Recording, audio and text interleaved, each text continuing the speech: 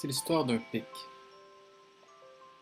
En fait, c'est l'histoire de deux pics, un mâle et une femelle. Mais il y a aussi leurs petits. Et tout commence par des trous, beaucoup de trous. Mais à quoi peuvent bien servir tous ces trous? Eh bien, l'arbre continue à faire circuler sa sève, et voilà que le pic vient s'abreuver, prendre un petit peu d'énergie, un petit peu de sève, dans chacun des trous. Parfois, il va rencontrer une larve. Voici la première larve.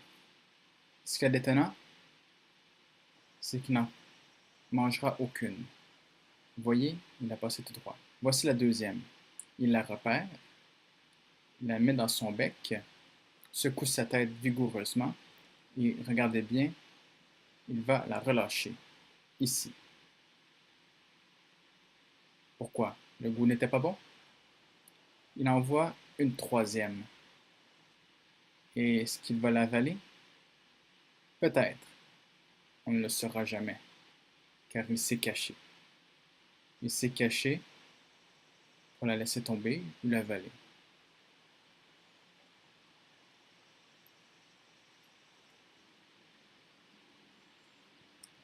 Et cette sève qui sort par ces trous n'attire pas que les oiseaux, mais aussi les insectes, comme les guêpes et les mouches.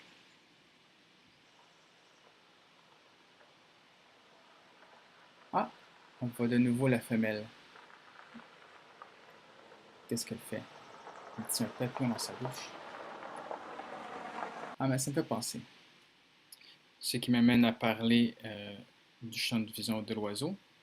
Alors, ce qui est intéressant ici, on voit bien les deux yeux du pic et on comprend que son champ de vision, contrairement au nôtre, est extrêmement étendu. Vous voyez, ils ont une bonne vision latérale, même que la vision de leurs deux yeux se recoupe en avant et en arrière, mais ils ont une vision quasiment de 360 degrés.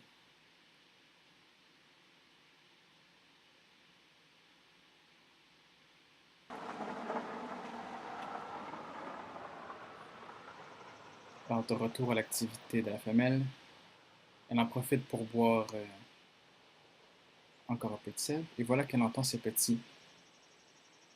Et bientôt, elle retourne nourrir ses petits avec ce papillon qu'elle a capturé. Et voilà, c'était l'histoire de tout un écosystème.